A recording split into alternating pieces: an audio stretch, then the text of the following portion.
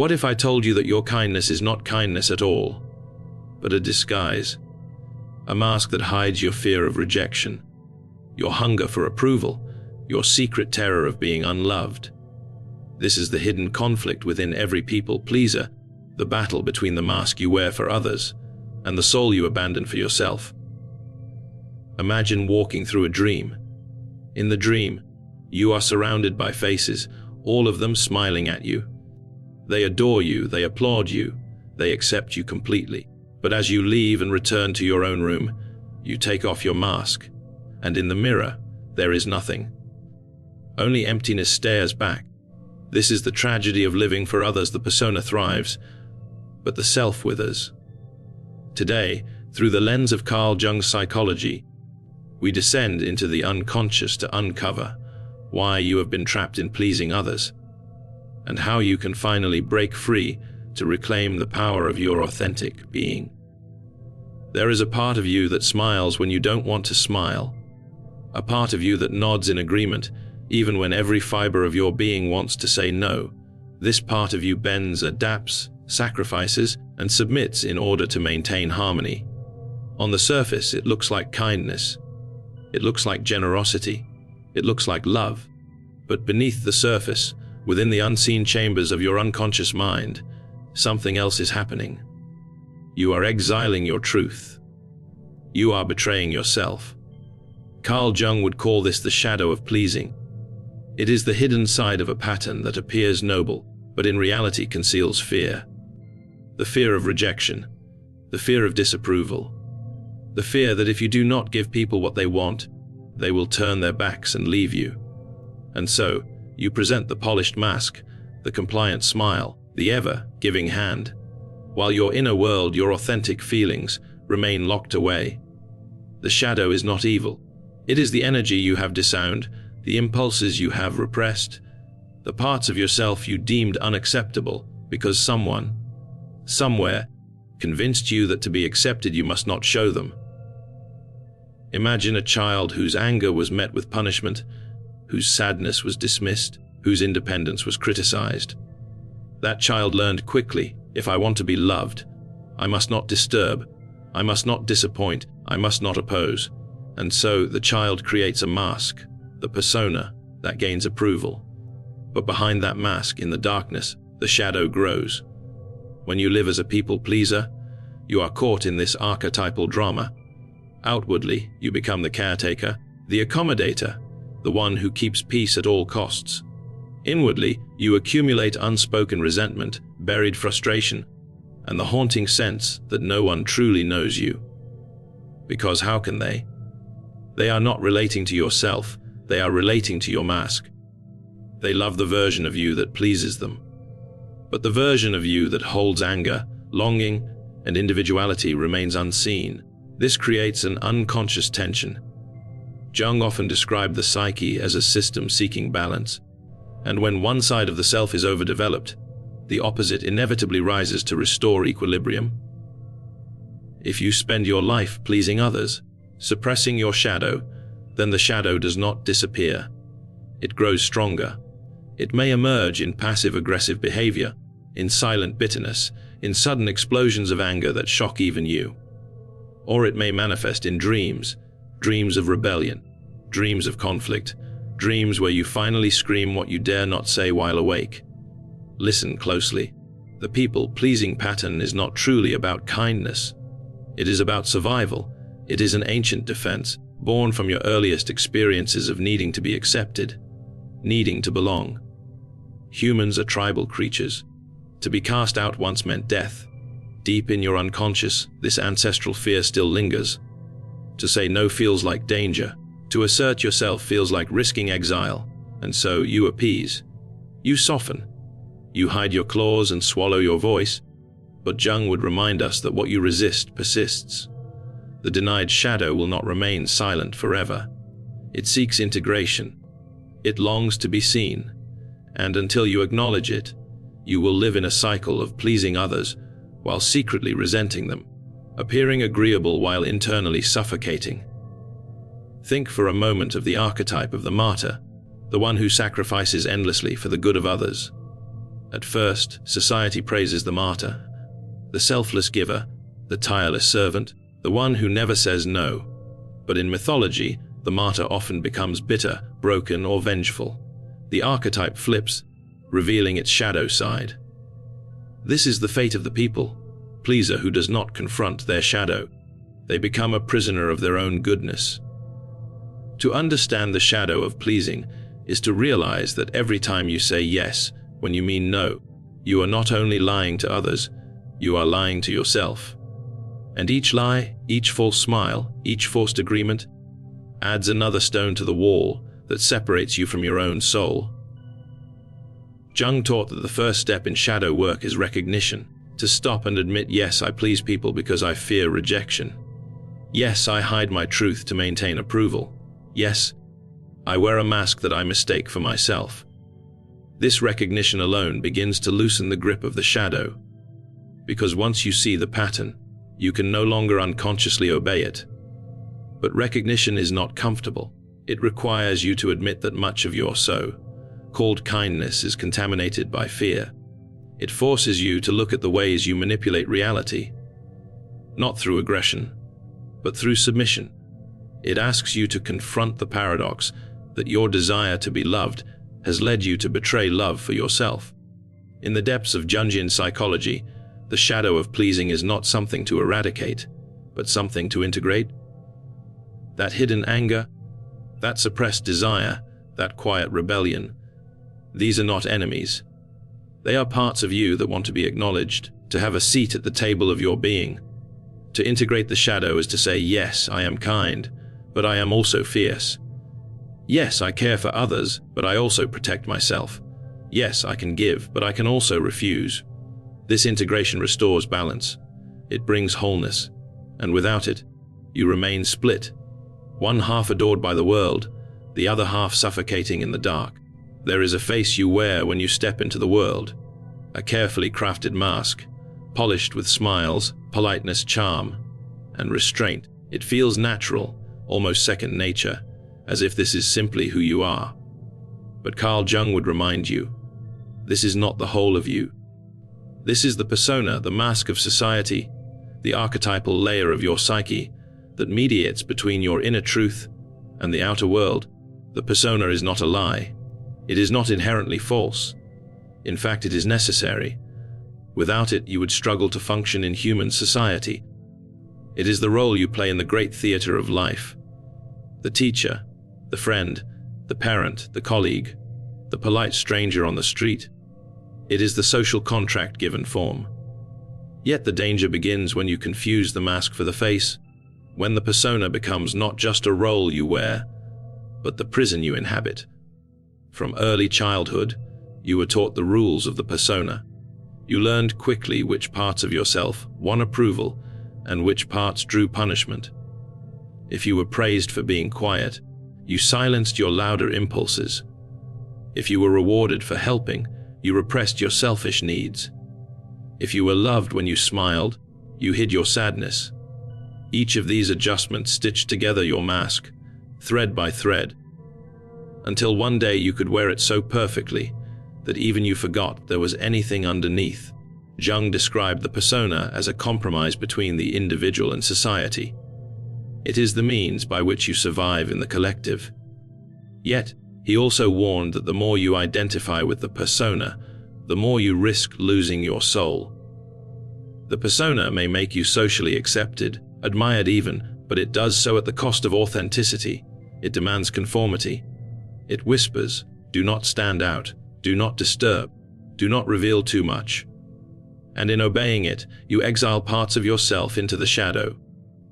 Think of how often you censor your words in conversation, how often you agree to something you don't truly believe, how often you smile when you want to cry. Each of these moments may seem small, but together they form a pattern.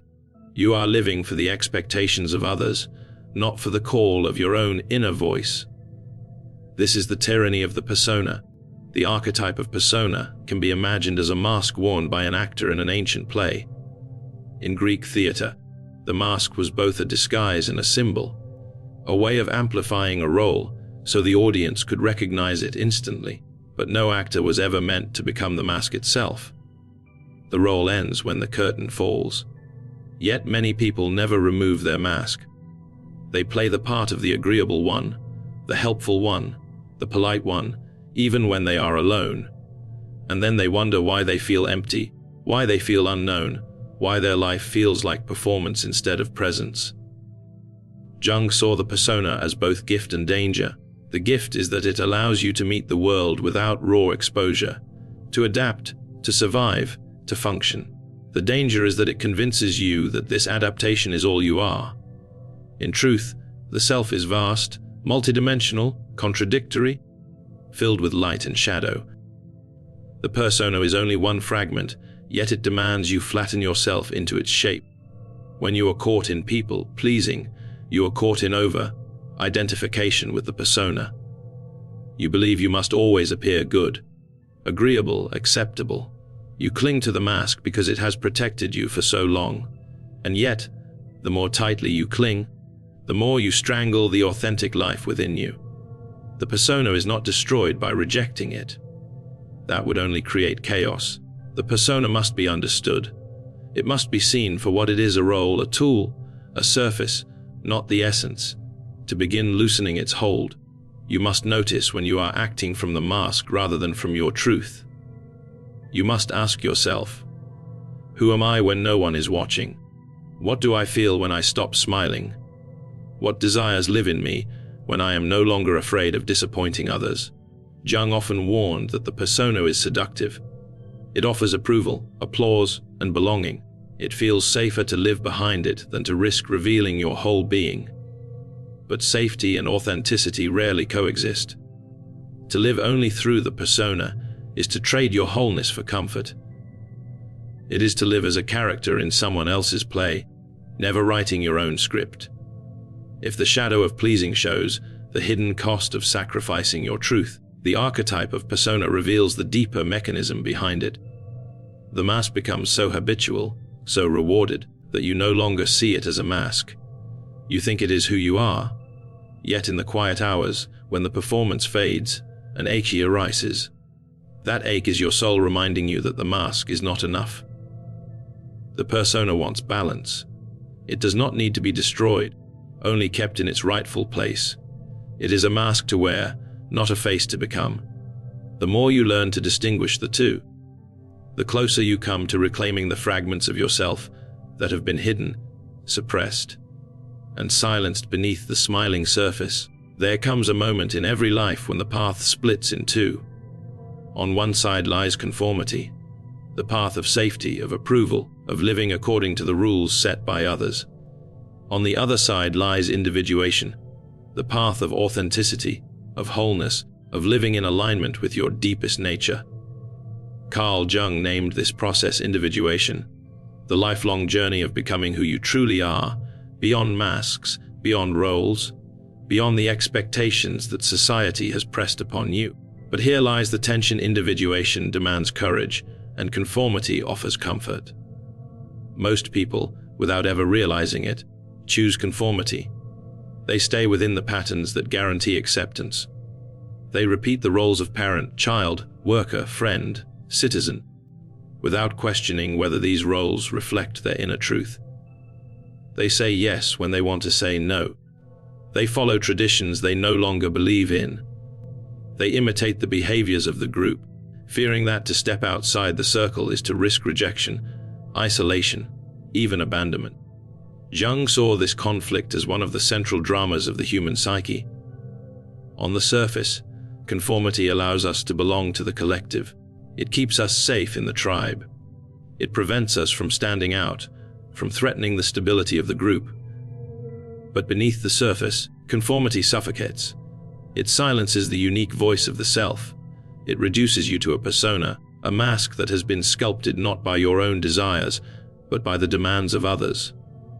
The call of individuation, however, is the call of the soul. It is the whisper in the night that says, "You are more than this role you play. You are more than the polite smiles and the expected answers. You are more than what your parents wanted, more than what your teachers approved, more than what your culture praises." Individuation does not reject society. It transcends it. It asks you to bring your whole, integrated self into the world, not just the fragments that win approval. Yet this journey is never without conflict. To individuate means to confront the fear of disappointing others. It means risking disapproval, risking misunderstanding, risking being seen as different. Jung often warned that the path of individuation is lonely, for it requires you to walk away from the herd. But he also insisted it is the only path toward true wholeness. Think of the myths of the hero's journey. The hero always begins in the ordinary world, surrounded by conformity, following the customs of the tribe. But then comes the call to adventure, a call that disrupts the comfortable order. The hero must leave, must cross into the unknown, must face the dragons and trials that symbolize the fears and shadows within. And only by doing so can the hero return transformed, not as a copy of the tribe, but as an individual who enriches the tribe by embodying something greater. This is individuation in symbolic form. Conformity whispers, "Stay here, do not leave. Do as you are told." Individuation whispers, "Leave. Discover who you are. Risk the unknown. Find your soul." And within you, both voices speak. That is why pleasing feels so exhausting. One part of you longs to be authentic, to claim your freedom, to speak your truth. Another part of you fears the consequences, fears the withdrawal of love, fears the silence of disapproval. Jung explained that individuation requires the integration of opposites. You cannot simply throw away conformity, for society is necessary. We all need structure, rules, and roles to live together. But when conformity dominates, when the group becomes your master, the self withers. To individuate is not to abandon community. It is to enter community as a whole being, no longer fragmented by the compulsive need to please. Consider for a moment how often you have silenced your own intuition for the sake of fitting in. How many times have you gone along with what everyone else was doing, even when your inner voice was screaming against it? How many times have you hidden your true feelings because you feared they would upset the balance? Each time you conform against your own truth, you hand over a piece of your soul. The process of individuation demands that you reclaim those pieces. It asks you to face the discomfort of standing apart, to endure the silence when others disapprove, to hold steady when the group turns its gaze upon you. This is not rebellion for rebellion's sake. It is not about ego or superiority.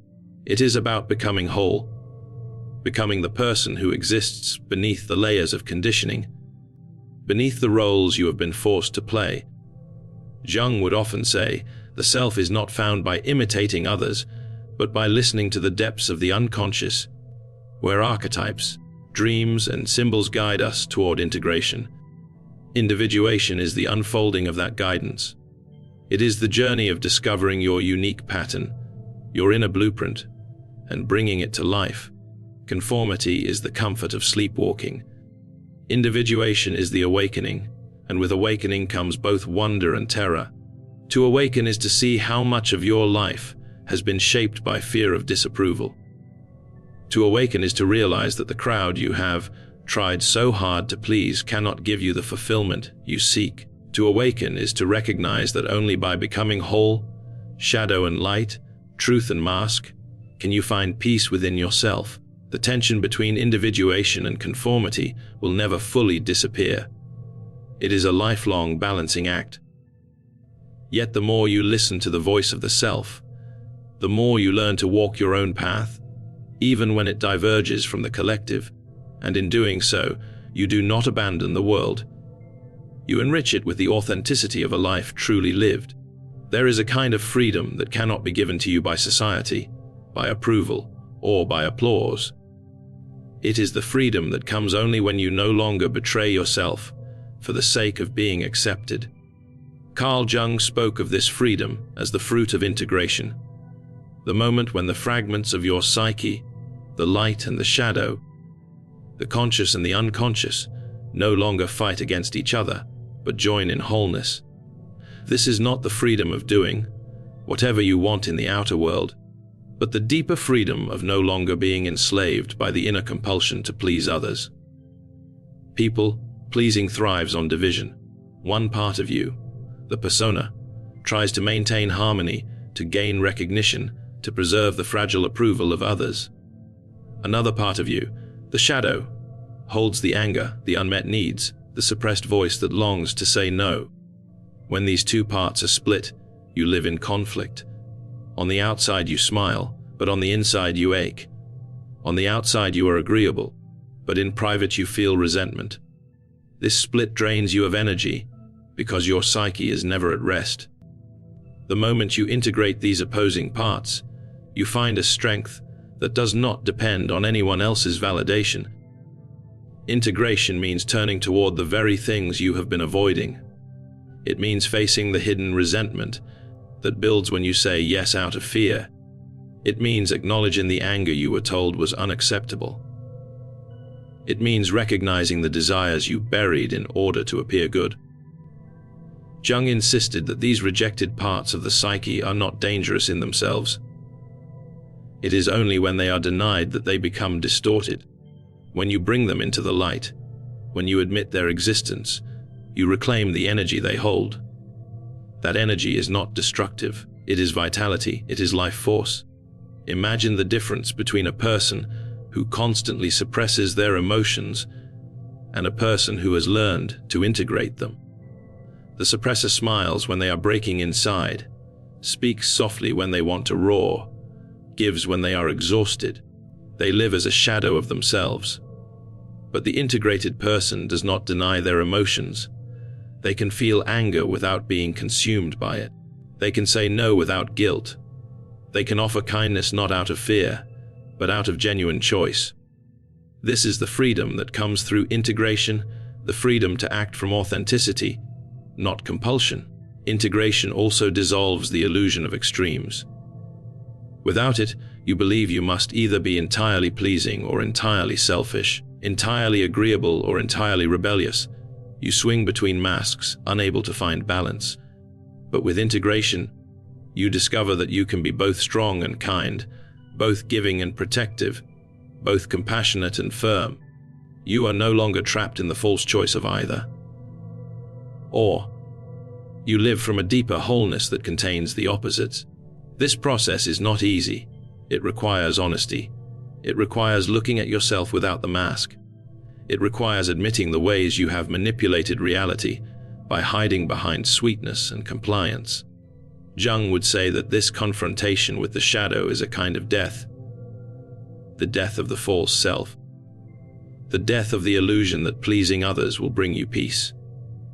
Yet what follows this symbolic death is a rebirth into greater freedom. Freedom through integration also transforms your relationships. When you stop pleasing others out of fear, you begin relating to them from authenticity. At first, this may disrupt the balance. Some people who loved your mask will resist your truth. They may withdraw, they may criticize, they may no longer recognize the version of you that is emerging. But the relationships that remain, the connections that survive your honesty, become real.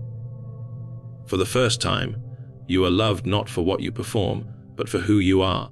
On the inner level, this freedom creates an unshakable core. You no longer depend on applause to feel worthy. You no longer crumble when someone disapproves. You begin to experience a quiet strength, a center that does not waver with every external reaction. Jung described this as alignment with the self, the archetype of totality that exists beyond the persona and the shadow. The self is not concerned with whether others like you. It is concerned with wholeness, with the unfolding of your true pattern, with the realization of your unique life path. To integrate is to return to this self. It is to gather the fragments of your psyche, the parts you tried to hide and the parts you tried to exaggerate, and bring them into harmony. And in doing so, you discover a freedom that feels unlike anything conformity could ever give you. It is the freedom of being able to say yes when you mean yes, and no when you mean no. It is the freedom of no longer wearing the mask when you are alone. It is the freedom of walking through the world with the quiet knowledge that you no longer need to sell pieces of your soul to be accepted. This freedom is not loud or dramatic. It does not announce itself with fanfare. It is subtle, like a steady flame that does not flicker, no matter how strong the wind blows. It is the freedom of authenticity, of knowing that even if you lose approval, you do not lose yourself. It is the freedom that emerges only when you integrate what you have denied, when you embrace the shadow and allow it to walk beside you instead of chasing it into the dark. You have walked through the corridors of masks, shadows, and the hidden forces that shape your need to please. You have seen how the persona polishes its smile to protect you, how the shadow whispers from the depths, how the self calls you away from conformity toward individuation, and how integration offers a freedom that no applause can ever give. Now the question lingers, not as theory, not as psychology, but as a mirror held before you. Whose life are you truly living? Is it the life scripted by others, carefully edited so that you never disturb, never disappoint? Or is it the life that emerges from the depths of your being, the life that demands you speak with your own voice, stand in your own ground, and dare to exist as you are? Carl Jung reminded us that the greatest danger is not the darkness outside, but the unlived life within. And perhaps that is the true cost of pleasing others. Not that they fail to see you, but that you fail to see yourself. So let this moment be a descent and a rising. A descent into the unconscious, where your shadow waits to be acknowledged, and a rising into authenticity, where you no longer trade your soul for acceptance. The mask will always be there. The temptation of conformity will never fully vanish. But beyond the mask, beyond the applause, beyond the endless effort to keep others comfortable, there is something greater, yourself, vast and unbroken, waiting to be lived.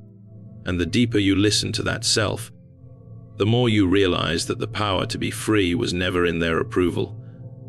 It was always in your choice.